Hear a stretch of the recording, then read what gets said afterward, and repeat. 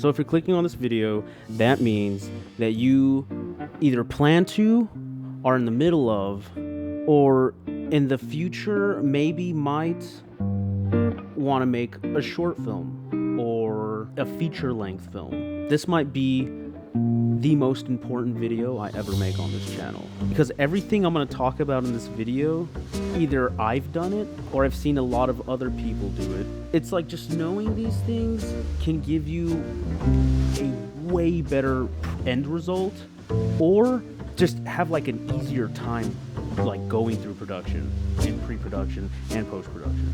You don't know who I am, and that's exactly why this list is going to be good, because it's by somebody who's definitely made a lot of mistakes. So stay tuned. I'm going to have the guy that I've been working with since I was younger jump in and like help me go through this list. We have to act like we haven't seen each other. Oh, hey, nice Oh to my God, see you. it's been like 100 years. Who are you? What's your name? What do you do? What do you like to do? My name's Ryan. I'm a filmmaker that doesn't really make any films right now, but we're trying to get back there. So yeah, we don't make money off of filmmaking. We both have day jobs. Yeah. But we love doing it. So jumping straight into the first thing I want to talk about is, Don't bite off more than you can chew. yeah, don't bite off more than you can chew. Did you want to start us off with that? I would say especially when you're kind of either just starting out or if you're trying to get back into the swing of things again, I would try to limit the page count on the scripts that you're actually going to be trying to film. Nothing probably over like 20 pages. Really 15 should be probably a max. And I would even say, like, if you're just starting out, try to do something that's even shorter, like something that's like 2 minutes long. But yeah, I would say like a trailer, or yeah, just big like try to cool. string together a bunch of shots that just look cool. Because too many people are like, I want to get into filmmaking. Here's a 120-page script, and you're like, holy shit! Like, do you know how much it you're trying to tackle? Okay, yeah. The next tip we have is to plan to only shoot 3 scenes a day, and it's about like under 5 pages. I've seen a lot of call sheets where someone will list off like a third of their project and it's like 10 scenes, and you're like, shit, dude, that's a lot. Even if you think, oh, it's just dialogue, I think that a lot of people underestimate and overestimate how much they can really film. Location switches too. That's another thing that kind of ties into this too. Like, you don't want to be doing something where, oh yeah, we're shooting 3 scenes, but one of them's over here, one of them's an hour across town this way, and then one of them is like at a different location. Nothing's ever going to happen in the amount of time that you think it is. The thing that's going to take the biggest hit is your overall vision. You're already 2 hours over like schedule, like 2 hours behind. You're now rushing through all these scenes and you're not lighting them the way you wanted to. You're not getting the takes you want because everything needs to be done in like 2 or 3 takes. And it's like, dang it, dude. Like, and so ultimately, like, what you thought your project was going to be like, it's going to start fading away, because now you're like rushing to just get to the next scene. If you're looking for an end product, end result that's going to be something you're really proud of, like, you're going to wish and you're going to want to give yourself that extra time. Especially so when you're filming like a small project, I feel like you have to be a little bit okay with like, oh, it's not going to be what I initially thought it was going to be. That's okay. I think that's a good like segue into our next point, which is expect disruption. We filmed so much shit, and every single time, no matter how much preparation we did, there's always something that goes wrong. Every fucking time, I mean, it can be as stupid as like, oh, like we fucking don't have the tripod plate, or no SD card, like someone has to go get an SD card, or just anything like that. When we were filming my short In Silence, holy shit. So it was like the last day of shooting, right? Multiple days of shooting. It's the last day we have this Airbnb. My aunt was supposed to come over with like SWAT gear and stuff, and like some buddies from her work. And they were supposed to play like the end baddies that come in and they just like disrupt everything. And I confirmed with her the night before. Yeah. you know, hey, we're still on for tomorrow, right? Yes. And the day comes to finally fucking shoot it, and she's not there. And we end up having to rewrite the entire ending to the fucking Day short, of, you know. yeah. We literally Like, got oh, together let's do this. and had like an emergency meeting to talk about like, okay, how are we gonna end this How are now? we gonna You know, do that? we always try to schedule at least one pickup Yeah, an day extra, yeah. where we don't have anything planned that day except to get anything that we couldn't get. Yep. You know?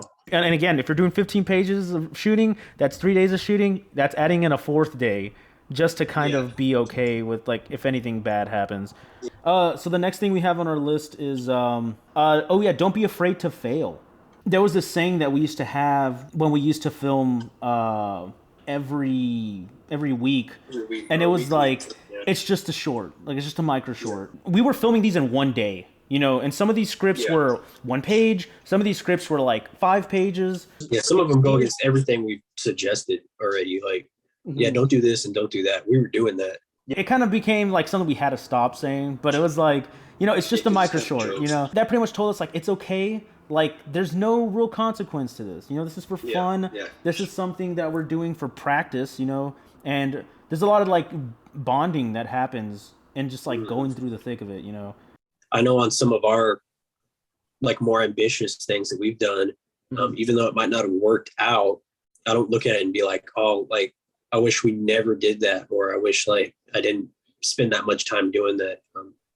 I'm always like a little bit, you know, I try to remain grateful. Like, hey, we did this, even if it didn't work, and you know, I learned this, and this in that experience of doing that thing.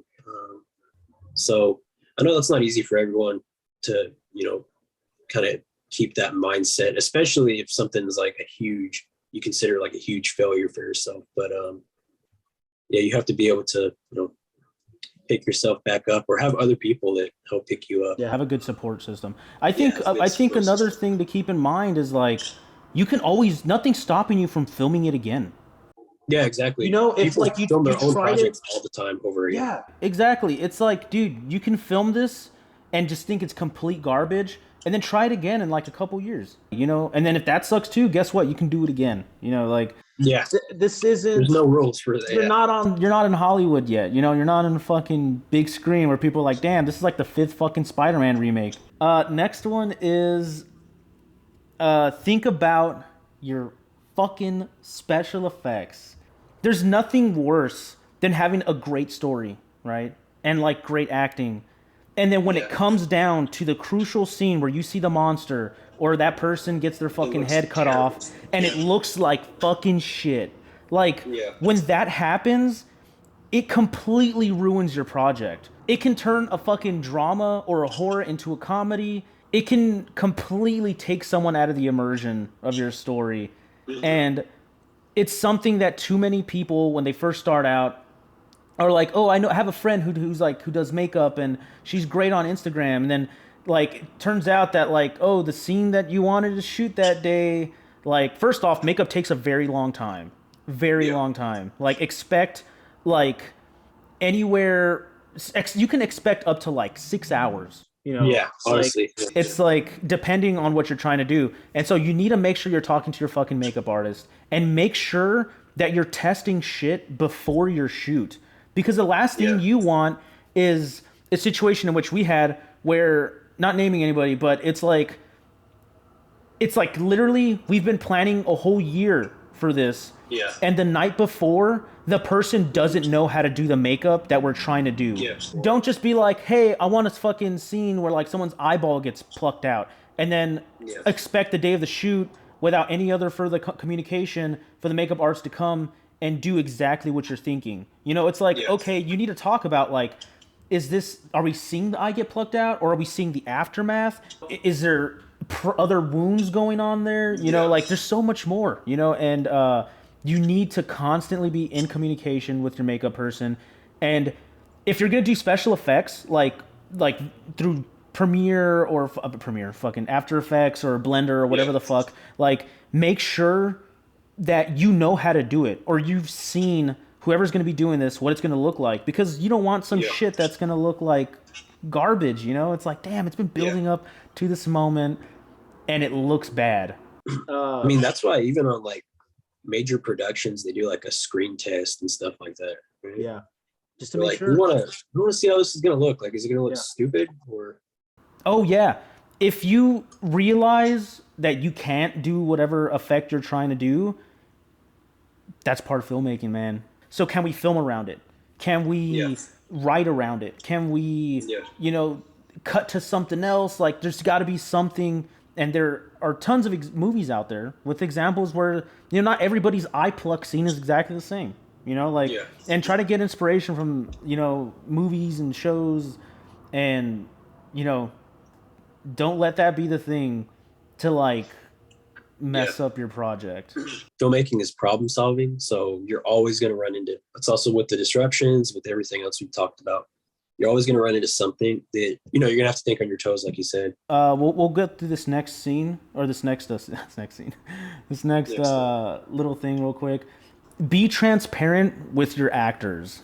As the writer or as the person directing, exactly what the vision looks like, exactly what's supposed to happen, and don't be shy to tell your actors, hey, this is going to be pretty brutal, and like go into as much visceral detail as possible. You don't want to get there on the day of shooting and the actor's like, oh, I didn't know it was going to be like that. Yeah. It's like, damn it, dude. And then now you can't blame them because it's like you weren't transparent. You didn't talk to them about it. Yeah.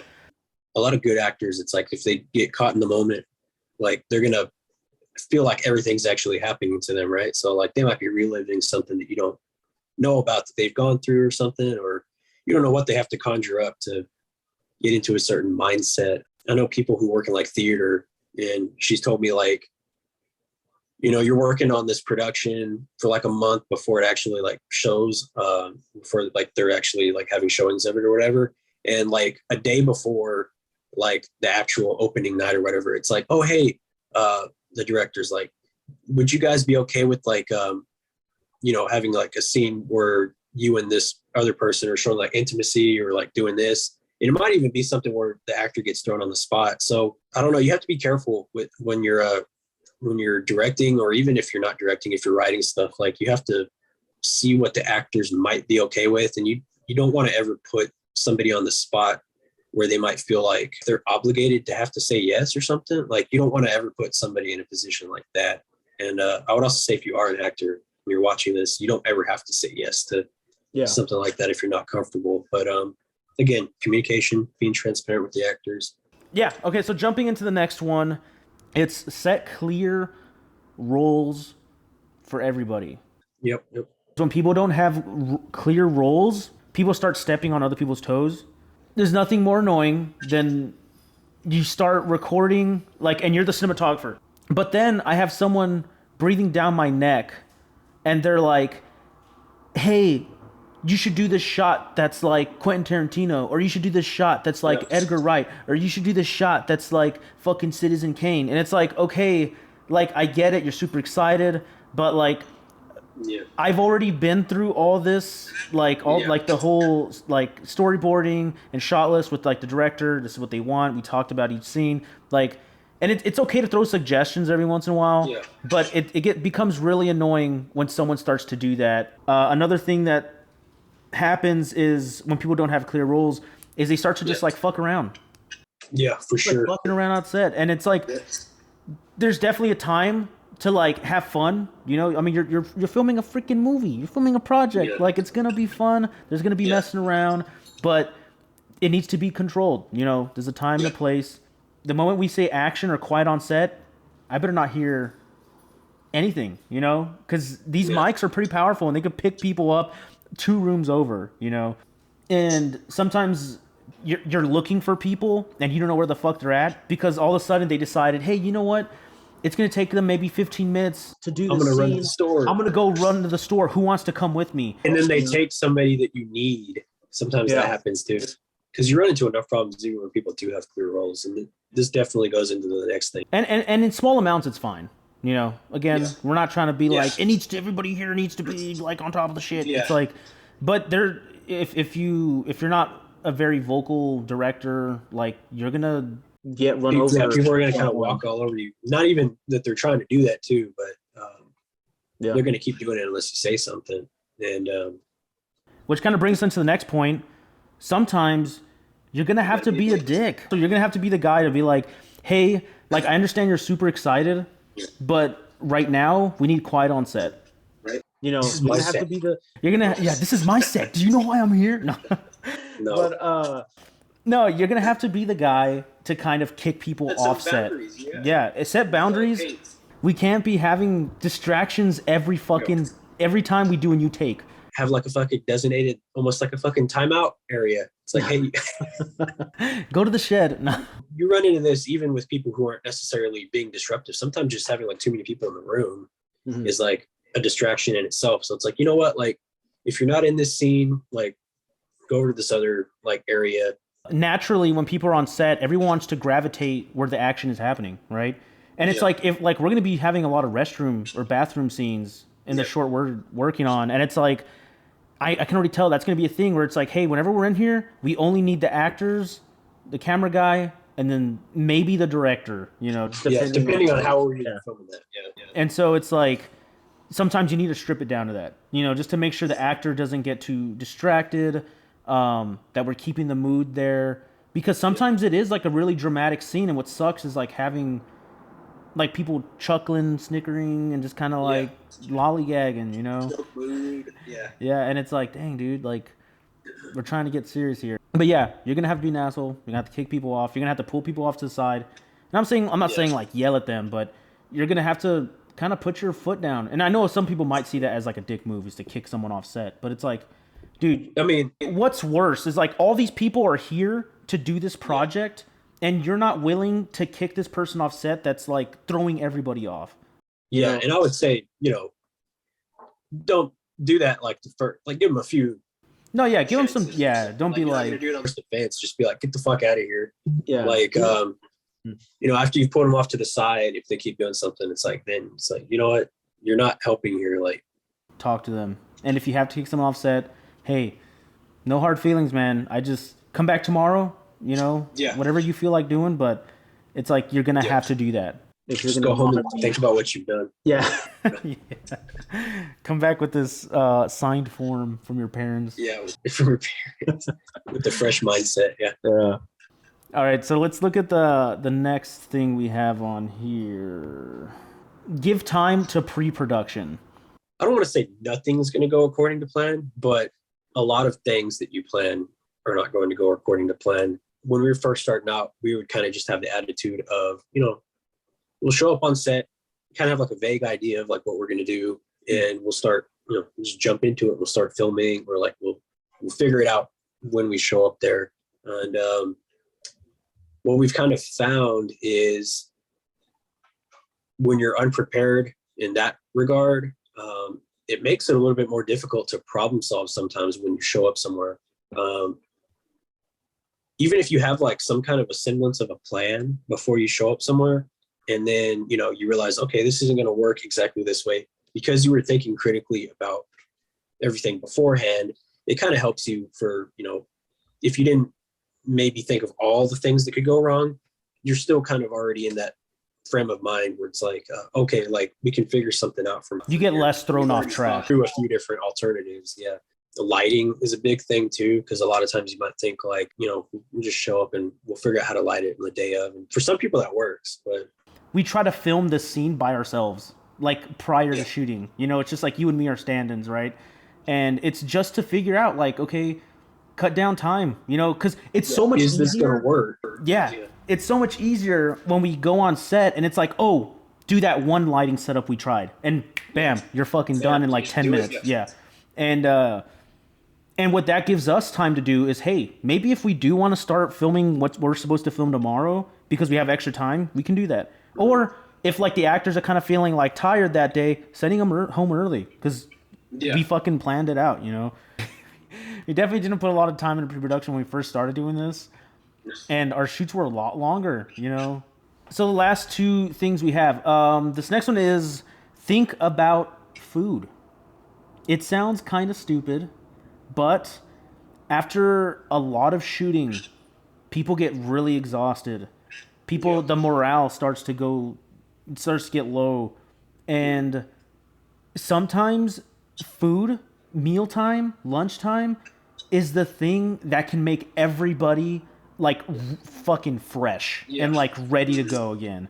And that's the time you can't fuck around. It's like, bro, it's lunchtime. Yes. You know, we got like an hour and a half or whatever, Yeah. however much time you want to allot to that. So you want to make sure that actors are fed well, make sure there's no fucking allergies, you know, or dietary restrictions.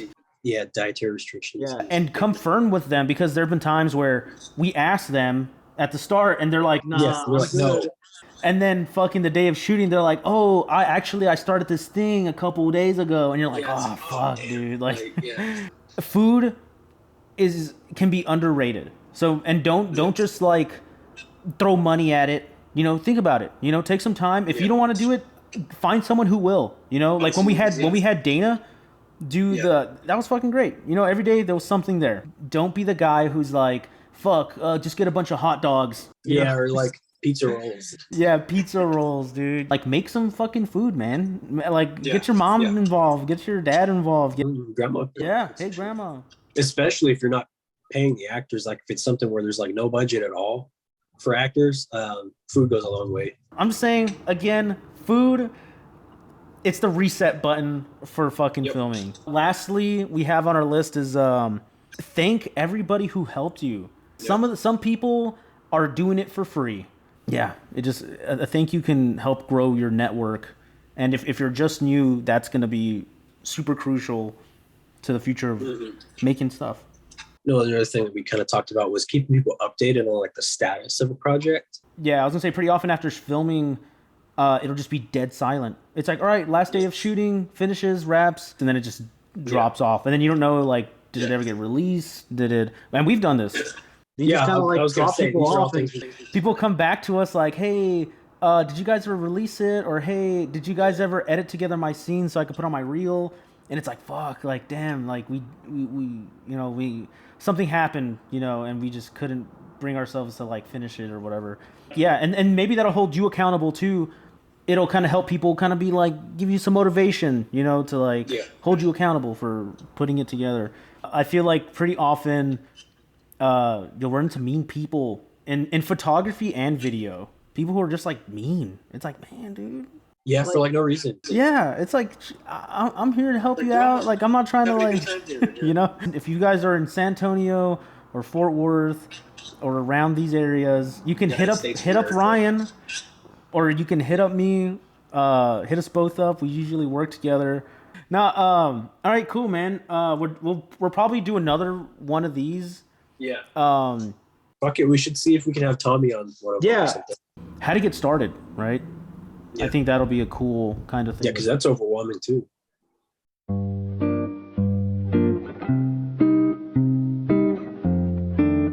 All right. I hope you guys enjoyed that. The original conversation was like 2.5 hours long. I try to cut it down as short as possible. I'll also put a TLDR down in the description in case any of you guys just don't have the time to like go through all of it. I get it. Life moves really quick.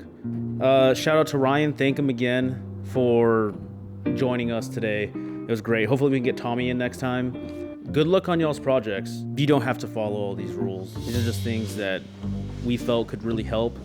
And at the end of the day, like, you know, for example, if you guys feel like you can shoot more than 5 scenes, and go for it, you know. I'll see you guys next week.